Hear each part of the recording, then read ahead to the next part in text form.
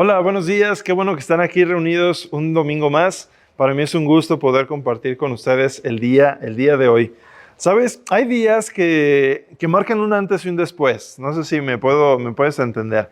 Hay situaciones positivas o incluso situaciones negativas que marcan un antes y un después. En ese tipo de ocasiones, a veces estamos pasando una situación dolorosa, una situación triste, y oramos, pedimos la respuesta de Dios, pero a veces no escuchamos esa respuesta que queremos oír en el momento, ¿no? O inmediatamente. Y a lo mejor eso crea en ti un peso, una frustración, como decir, ¿qué está pasando, Dios? ¿No? Bienvenidos, mi nombre es Héctor, parte de aquí de la iglesia Gente en la Roca, parte del equipo pastoral. Y el día de hoy me toca cerrar esta serie. Yo creo que ha sido una serie muy potente que Dios nos ha hablado grandemente y nos está desafiando, ¿verdad? Os quiero animar a que podamos seguir nuestra lectura bíblica diaria, que podamos seguir conectándonos en los grupos, en la iglesia. Y recordarles también que estamos en esta semana cerrando esta serie y la próxima semana vamos a empezar una serie nueva, porque Dios tiene cosas frescas para nuestra iglesia. Como les comentaba, a veces pasamos días que marcan un antes y un después. Yo les quiero compartir uno de esos días que pasé yo. Cuando nació mi hija Scarlett, mi hija mayor, cuando ella nació, pues gracias a Dios el parto estuvo todo bien y nació bien la niña, pero desde días antes mi esposa estaba teniendo un problema en su vesícula. Gracias a Dios no intervino en el embarazo, pero después de que nace Scarlett, no recuerdo bien si fueron 5 o 6 días después de haber nacido, le dio un dolor intenso, ¿no? Un dolor que decía, me voy a morir. Fuimos rápido al hospital, llegamos y, bueno, damos gracias a Dios por los hospitales en México, ¿verdad? Pero llegamos y pues no la atendían y con un dolor intenso, ahí fuertísimo. Después la pasaron ya para internarla porque era una situación, pues sí, algo delicada. Pero duró como cerca de 3 días sentada en una silla esperando que se desocupara una cama, ¿no? Yo estaba muy frustrado, pidiéndole a Dios, pues guía. Pues habíamos pagado lo del parto, ya me había quedado sin efectivo, ¿no? Para poder pagar una cirugía en un lugar privado. Pasaron estos días y después pues se programó para su cirugía y llegó el momento de la cirugía. Y cuando llega ese momento, no sé si los que han pasado por una situación similar, es algo muy desafiante porque está ahí dentro de la cirugía, pero pues no te da noticias de nada, ¿no? Te da noticias hasta que sale bien o hasta que sale mal, ¿no? Y ella estaba ahí, pero en medio de esa situación que me causó muchísimo estrés, que marcó para mí un antes y un después, yo estuve orando y pidiéndole a Dios su respuesta, ¿no? Y cuando estaba ahí, muy curiosamente, una hermana de la iglesia, la hermana Alma y su hija Male, también estaba en una situación similar. Y recuerdo que Alma, la mamá de Male, se acercó conmigo y, ¿sabes qué? Me empezó a ministrar, me empezó a orar por mí y me dijo que Dios estaba conmigo y todo. Y fue como como un vaso de agua fresca en medio del desierto, ¿no?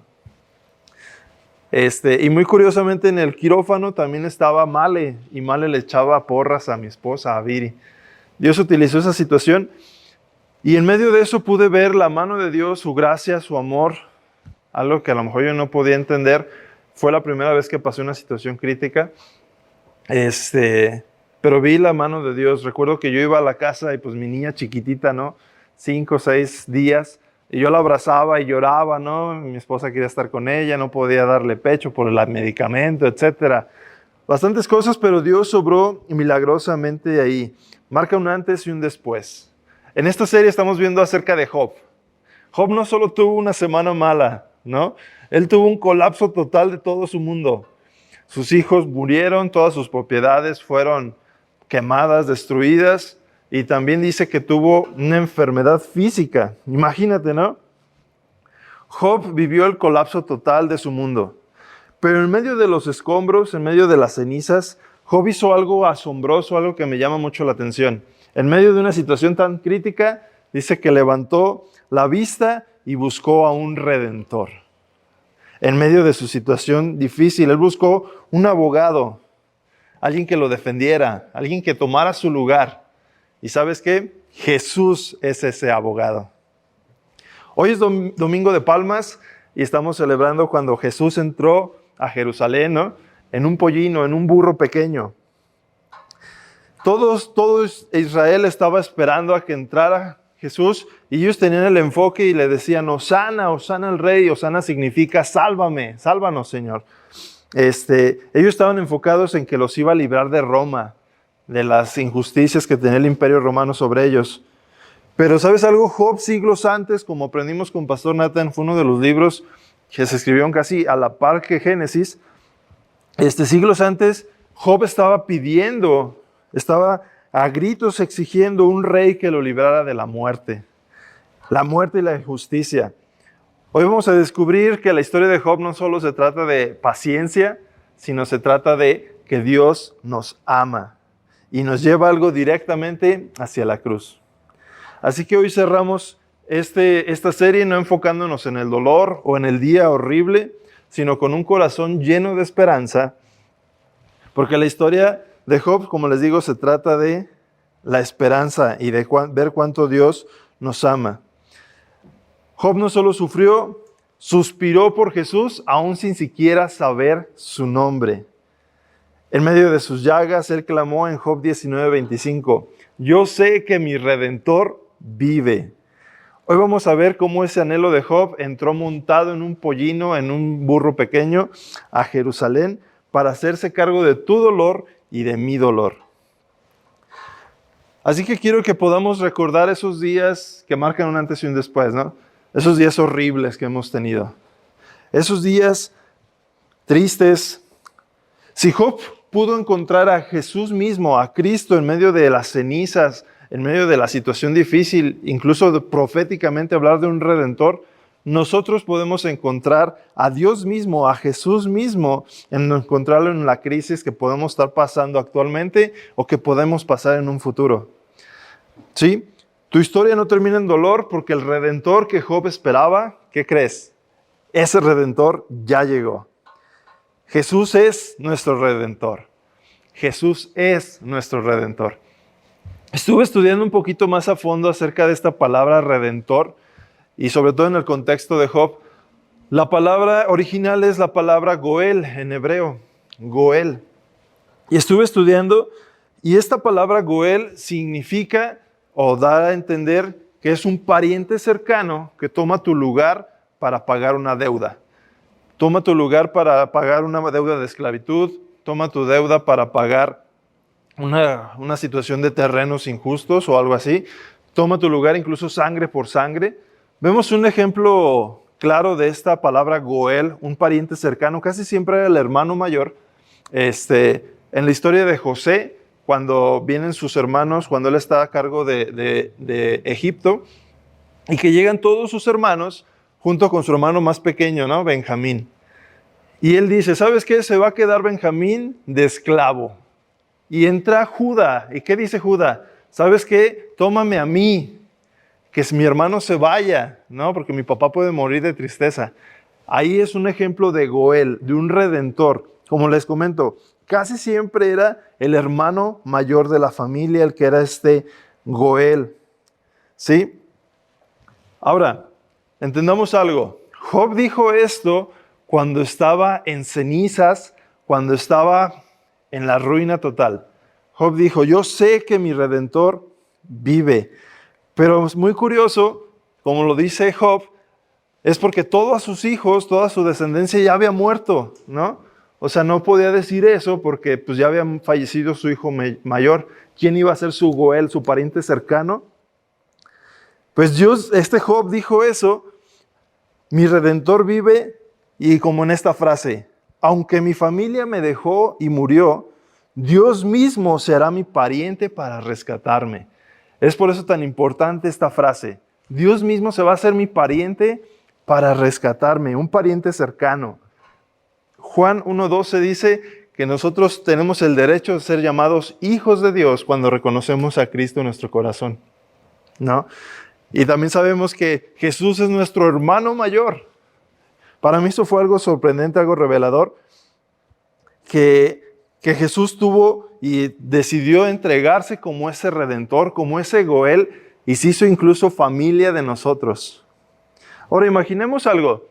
Imaginemos a un joven que saca su primer coche de agencia, ¿no? Un coche muy bonito. A lo mejor lo sacó a 5 o 6 años, no sabemos. Sacó ese carro muy bonito y lo saca a carretera porque quiere saber qué tal corre, ¿no? Se va en carretera y está emocionado de ver cómo responde el motor de su carrito. Y empieza a acelerar. Llega a una curva y por el exceso de velocidad pierde el control y golpea un tráiler. Y el tráiler está lleno de mercancía muy cara. Pantallas, celulares, cosas ahí muy caras. El tráiler a causa del golpe se voltea y arrolla o golpea 4 o 5 autos más. Imagínate, ¿no? Después de esto, llega el joven hacia el tribunal, ¿no? Hacia ser juzgado. El juez ve los hechos, ve que fue una imprudencia de este joven, el seguro no va a responder porque fue una imprudencia. Entonces, dicta una sentencia, una multa muy cara, porque tiene que recompensar todo el valor del tráiler que fue pérdida total y los autos que fueron colisionados.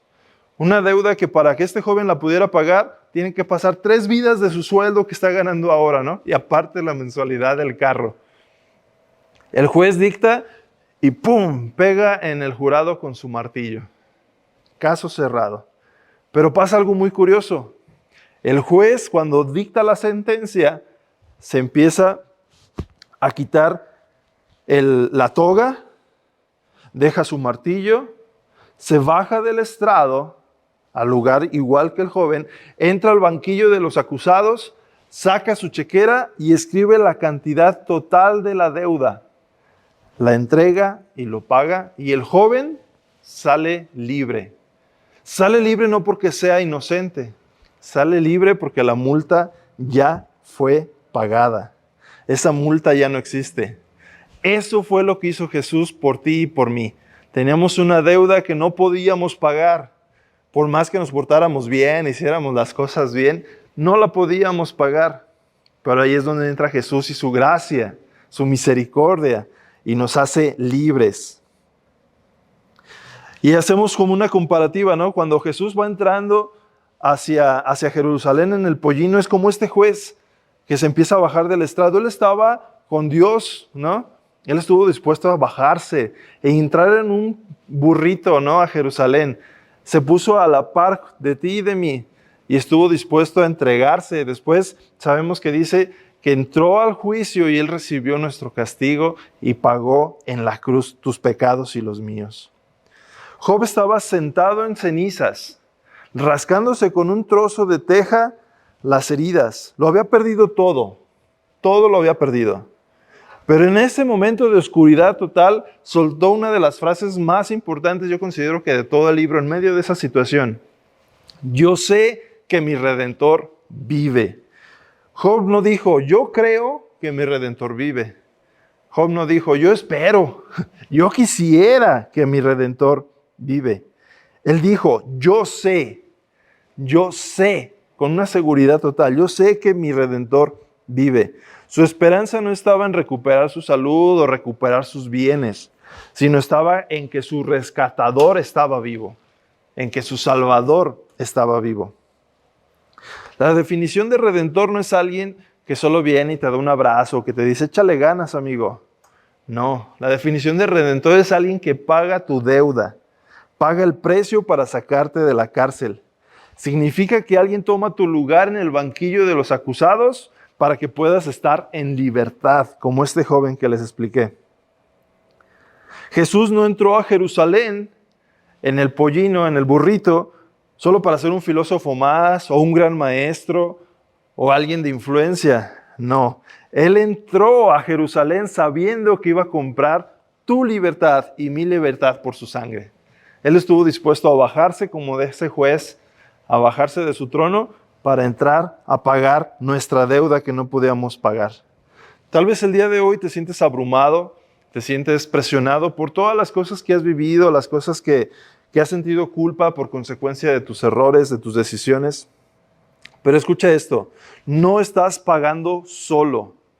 Si has puesto tu fe en Cristo Jesús, tu factura del pasado dice pagado, cancelada. Jesús no vino a decirte solo, échale ganas, amigo. Él vino a decirte, yo ya lo pagué por ti. Es por eso tan importante poner nuestra fe en la persona de Jesús, declararlo como nuestro Señor, como nuestro Salvador. ¿Sí? Si estás tomando notas, el título de mi tema se llama De cenizas a gloria. Y hay algo que me encanta de Jesús, algo que veo y lo valoro muchísimo. Jesús entiende nuestro dolor. Jesús entiende tu dolor. Jesús entiende lo que puede ser que estés pasando. Ahora, Dios no nos dio una explicación teórica sobre el sufrimiento. Dios nos dio una persona que sufrió. Por ejemplo, si vas a ir al doctor y estás padeciendo cáncer, una enfermedad muy fea, ¿no? Muy mala, y vas con el doctor que ha estudiado todo acerca del cáncer, es uno de los más capacitados, pues te va a atender bien, ¿no? Y vas a estar ahí y te va a dar tu medicamento. Pero ¿cómo va a ser tu reacción si vas con un doctor que ha superado el cáncer que estás pasando tú? Él te va a comprender perfectamente tu temor, él va a comprender perfectamente tus dudas, tus miedos, de saber cómo van los tratamientos. Él te va a entender perfectamente. Y eso es lo que hizo Jesús por ti y por mí. Aquí hay una diferencia entre simpatía y empatía. Simpatía es sentir lástima por alguien. Ay, pobrecito, mira, está pasando por eso. En cambio, empatía es sentir con alguien. Yo he pasado por eso, te entiendo, es lo que dice Jesús. Ahora yo veo aquí unas comparativas entre Job y Jesús. Sabemos que la Biblia todo nos impulsa o todo nos apunta hacia Jesús y lo que Él hizo. Y hay unas comparativas aquí que yo estuve estudiando que me agradaron muchísimo, en comparativa del sufrimiento de Job y el sufrimiento de Jesús. Por ejemplo, aquí hay una tablita. Habla bien el sufrimiento de Job. Todos hablaban bien de él y se expresaban bien acerca de su persona. Vemos en la historia de Job que antes de la prueba, pues estaba en un lugar de autoridad. Después de la prueba, lo culpan injustamente sus amigos, sus cercanos. ¿Qué pasó en Jesús? Cuando entró al Jerusalén, todos le gritaban, Hosana al rey de David. Y después, días después, ¿qué le gritaban? ¡Crucifícalo! Alguna similitud, ¿no? El sufrimiento de Job. Job perdió sus bienes y sus hijos. ¿Cuál fue el sufrimiento de Jesús? Él perdió su vida y fue abandonado por su padre. Sufrimiento de Job. Sus amigos lo juzgaron y lo señalaron. Sufrimiento de Jesús. Sus discípulos, los más cercanos, lo negaron y huyeron en medio de la prueba. Sufrimiento de Job. Sufrió en un basurero fuera de la ciudad. Aquí vemos en Job 2:8 que habla acerca del lugar de cenizas. Yo estuve estudiando un poquito acerca de esto y el lugar de cenizas era el lugar donde se almacenaba toda la basura y la prendían, la encendían la basura, el fuego, para que se fuera consumida toda la basura ahí, ¿no? Y por lo general siempre estaba fuera de la ciudad, en el lugar de cenizas. Su peor momento de dolor, de prueba, fue fuera de la ciudad. ¿Qué pasó con Jesús? Sufrió su mayor prueba, su mayor dolor, fuera de las puertas de Jerusalén. Y eso lo encontramos en Hebreos 13. Si lo vemos en comparativa, como Job, es una señal profética de Jesús. A veces pensamos que Dios está lejano en su trono, sentado, y viendo cómo pasamos todas las dificultades y tristezas y cosas que pasamos, como alguien que ve una película triste en Netflix, ¿no? Pero Dios no es así, ¿sabes? Isaías 53 nos explica algo diferente. Dice que Jesús fue el varón de dolores. Él no es un experto en el dolor porque estudió muy a fondo toda la teoría. Él es un experto en dolor porque su cuerpo y su alma fueron quebrantados. Ve lo que dice Isaías 53:3. Fue despreciado y rechazado, hombre de dolores, conocedor del dolor más profundo. nosotros le dimos la espalda y desviamos la mirada. Fue despreciado y no nos importó. Jesús no sabe esto de teoría, Él lo sabe de primera mano. Él puede entender tu dolor. Él puede entender la situación crítica que estás pasando. Si somos sinceros, a veces cuando estamos en una situación de dolor, de tristeza, de incertidumbre, algo que estamos batallando, a veces viene una voz en nuestra cabeza que nos dice, nadie sabe lo que sientes. Nadie te va a entender. O bueno, no sé si solo me pasa a mí. Ahora estoy loco. Espero que se identifiquen conmigo, ¿no? Nadie sabe lo que sientes. Pero en este domingo de Palmas, podemos ver un rey que entra a la ciudad de Jerusalén sabiendo que en unos días sus manos iban a ser atravesadas. ¿Sabes? Él ya lo sabía. Cuando tú dices, me siento solo, Jesús te dice, yo fui abandonado. Cuando dices, esto no es justo, Jesús dice, a mí me sentenciaron siendo inocente. Tu dolor, tu preocupación tiene un eco en el corazón de Dios. Tu dolor no es un mensaje que Dios dejó en visto. Él no observa tu crisis desde la distancia. No tienes que explicarle a Jesús qué se siente tener un corazón quebrantado, porque Él mismo colgó su corazón en la cruz. Así que hoy puedes dejar de actuar que todo está bien. Puedes ser sincero con Jesús, porque tu Salvador conoce el motivo de tus lágrimas y Él está ahí para consolarte. Él es nuestro Goel, nuestro pariente cercano, nuestro Redentor que está dispuesto a tomar el lugar que nos correspondía a nosotros. Quiero tocar un tema, un punto que Pastor Nathan habló la semana pasada que ha sido muy desafiante para mí en lo personal y yo creo que para muchos de los que estamos aquí. Es acerca de la integridad en el dolor.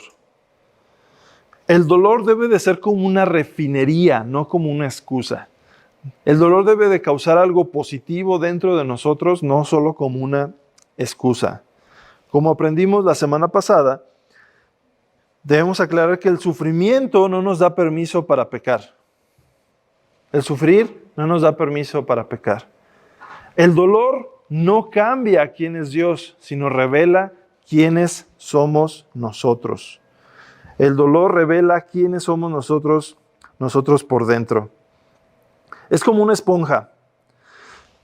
Si la esponja está sumergida en jugo y la exprimo, ¿qué va a salir? Obviamente jugo, ¿no?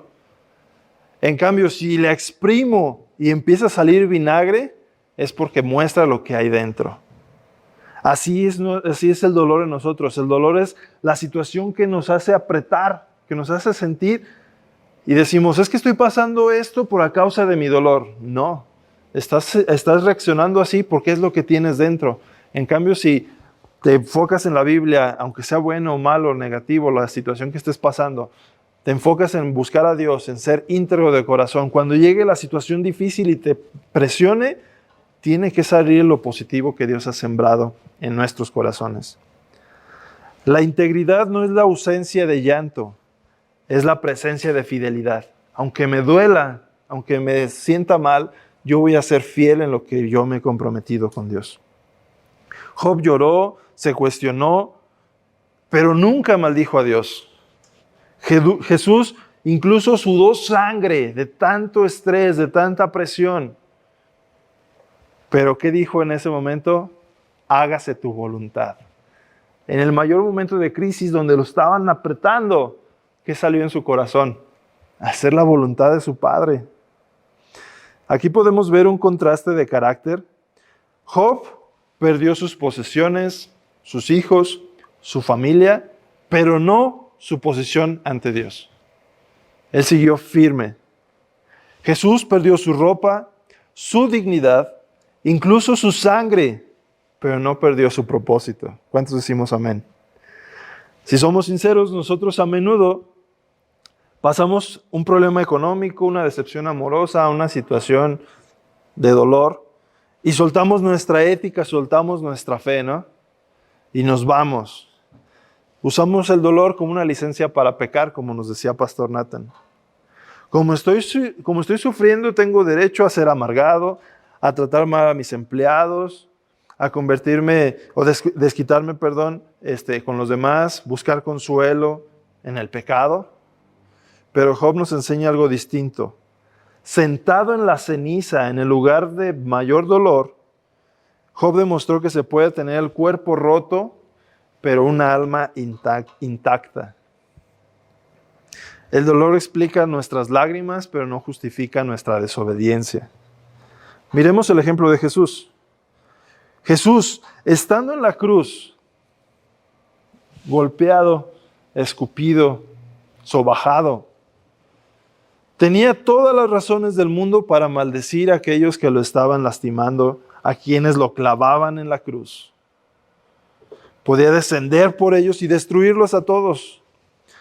Pero en medio de su peor momento, que él sufrió, su integridad brilló más que nunca y soltó esta frase, Lucas 23:34.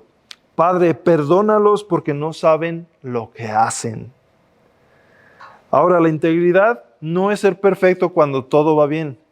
Es decidir quién vas a ser cuando todo sale mal. Cuando todo sale mal es decidir quién voy a ser. Como nos dijo Pastor Nathan, necesitamos empezar a aplicar límites. Nos invitó a decidir, ¿no? A poner límites antes de que llegue la próxima tormenta o la próxima tentación. Job ya había decidido que Dios era su tesoro antes de perder todo su dinero. Él ya lo había decidido. Jesús ya había decidido obedecer antes de llegar a Getsemaní, donde les digo que empezó a sudar sangre. No hay que esperar a nosotros a estar en medio del fuego de la prueba para decidir si vamos a ser fieles o no. Hay que decidir que nuestro carácter no está a la venta. No importa la situación que pase. No importa el precio que el dolor nos exija pagar. Dios es bueno, ¿no? Ahora, vamos al punto número 4. Propósito y restauración. De cenizas a gloria. El dolor es una semilla, no es una tumba. El dolor es semilla, no es una tumba. Dios no es el autor del mal, pero es el maestro en reciclarlo. En la Biblia, cuando hay una restauración, no es que regresa al mismo lugar, sino que regresa a un lugar mejor, a un lugar más alto. Recibimos algo mejor. Muchas veces leemos el final de Job y vemos que fue restaurado y decimos, ¡ay, qué bueno! Sí recuperó sus vacas y sus hijos también. Pero el propósito no eran las vacas, ¿sabes? El propósito no era recuperar eso. El propósito de esta prueba fue para que Job pudiera decir esto en Job 42:5. De oídas te había oído, mas ahora mis ojos te ven. El propósito del dolor es quitarnos las vendas de nuestros ojos para poder ver a Dios cara a cara. Romanos 8:28 nos dice, y sabemos que Dios hace todas las cosas cooperen para el bien de los que lo aman y son llamados según el propósito que Él tiene para ellos. No dice que todo lo que pasa va a ser bueno, ¿verdad que no? Pero sí dice que todo lo que pasa va a ser para que nos coopere para nuestro bien. Él toma el caos de Job, toma la cruz de Jesús y fabrica una victoria que nadie esperaba. Es como una cirugía dolorosa, ¿no? Nadie quiere que un bisturí entre a nuestra piel y nos corte, porque va a doler, nos va a dejar cicatriz. Pero hay una diferencia entre un asaltante que nos hiere y un cirujano que nos abre para quitar un tumor. El proceso de Job y la cruz de Jesús parecen como si fueran un ataque, ¿no? Como una situación que un asaltante te quiere atacar.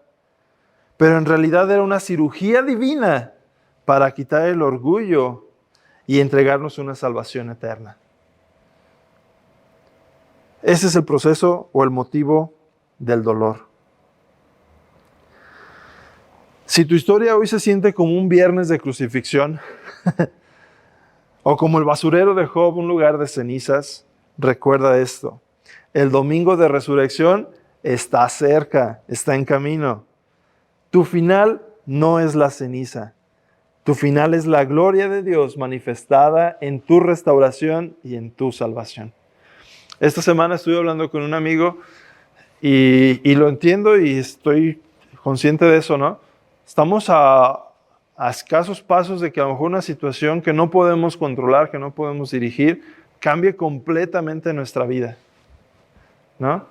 Puede ser que tengamos temor de que nuestros hijos se golpeen, de que nuestros hijos pasen por una situación negativa. Pero ¿sabes algo? En medio de esta situación no hay que caminar por temor. Porque si somos sinceros, ay no, mejor que no haga esto, mejor que no haga aquello, ¿no? En esta situación hay que caminar con esperanza. Si Dios nos hace pasar por una prueba difícil, por un día horrible, no es para atacarnos, como aprendimos, como un asaltante. No, Él nos lleva por esa situación para poder sacar algo negativo que estaba pasando dentro de nosotros. Yo recuerdo el ejemplo de mi mamá. Ella pasó por la situación más difícil en su vida, una situación ya a punto de suicidio, y en medio de la situación más crítica, en su lugar de cenizas de mi mamá, fue donde encontró su Salvador. Yo personalmente, yo reconocí a Jesús mismo como mi Señor, como mi Salvador, en una situación muy crítica, muy difícil para mí en esa edad. Recuerdo que llegué a la casa todo malfigurado, ¿no? Todo golpeado, porque yo era el más acá, el más chido, ¿no? Y llegó un punto donde Dios utilizó una situación de dolor para romper mi orgullo, quebrar mi corazón y acercarme a Dios de una forma sincera. Y decir, ¿sabes qué, Dios? Como lo estoy haciendo no es la forma correcta. Guíame, entra a mi corazón. Entonces, puede ser que a lo mejor hoy no estés pasando por una situación así, o puede ser que sí, no conozco tu contexto. Pero yo lo que sí sé es que un día va a llegar, ese día que marca un antes y un después. Pero que en medio de ese día de dolor, de frustración, de incertidumbre, que podamos recordar, esto tiene un propósito y esto va a tener un beneficio para mí porque todo obra para nuestro bien. Como conclusión, el rey está a la puerta, justo por entrar a Jerusalén. Jesús entró en este burrito a Jerusalén y él sabía que en unos días más lo iban a rechazar. Pero hoy entra a este lugar sabiendo todo de ti y aún así Él te ama. No sé tú, pero yo no lo quiero rechazar. Jesús entró a Jerusalén como un rey humilde, no para sentarse en un trono de oro, sino para sentarse en uno de madera, en la cruz. Él ya lo dio todo, ¿sabes? Ella entregó todo por ti, ella entregó todo por mí. Entregó su reputación, su sangre, su vida. ¿Para qué? Para ser nuestro Redentor. Para ser ese pariente cercano, ese Goel que está dispuesto a intercambiar su lugar por ti y por mí. Así que yo creo que la pregunta de hoy no es, ¿qué es lo que Dios va a hacer por mí? Yo creo que esa no es la pregunta. La pregunta es, ¿qué voy a hacer yo con Jesús? ¿Lo voy a aceptar? ¿Lo voy a reconocer? ¿Lo voy a dejar que entre en mi vida? Si hoy te sientes como Job, quebrado, incomprendido, triste, en ruinas, pues no hay que buscar una explicación. Busca más bien a la persona de Jesús. Él te puede entender y comprender. Así que Jesús está hoy a la puerta de tu crisis. Hoy está a la puerta de tu corazón. Él no pide que seas sano para que lo dejes entrar. Él te pide que lo dejes entrar para sanarte. Él desea sanar tu corazón. Si necesitas que este Redentor vive y entre en tu casa, en tu corazón, abre las puertas. Que el Rey de la Paz entre en tu caos. Como les decía, la palabra Hosana significa sálvanos. Cuando Jesús entró en Jerusalén, todos gritaban eso, sálvanos, sálvanos, sálvanos. Pero entre tanto ruido, yo creo que era como una ola, ¿no? Cuando estamos en el estadio, que hacen la ola, y pues todos lo siguen, a lo mejor sin entender el motivo. Yo creo que a lo mejor fue una sensación así. Todos gritaban, Hosana, Hosana, Hosana, sin entender a profundidad. Que eso no te distraiga, que digas, ¿sabes qué? Hosana, pero sálvame a mí, que tú seas mi Redentor. No dejes que lo sana de otros solo sea ruido. Haz una oración personal y di, Señor, sálvame ahora. Gracias, Dios, por este tiempo en tu presencia. Entregamos nuestro corazón a ti. Si tenemos esto en nuestra vida, que a lo mejor no entendemos y preguntamos el por qué estamos pasando un día malo, que podamos recordar esta serie, todos los que nos has enseñado, Padre, y que podamos enfocarnos en que todo tiene un propósito y todo obra para nuestro bien. Te entregamos nuestro corazón, nuestra vida a ti, y que tú seas como ese cirujano, que pueda entrar al lugar donde sí nos va a doler, que va a dejar una cicatriz, pero que eso va a tener un propósito, que va a arrancar algo que no te agrade de nuestro corazón. Te entregamos a ti nuestra vida y nuestro corazón. En el nombre de Cristo Jesús. Amén.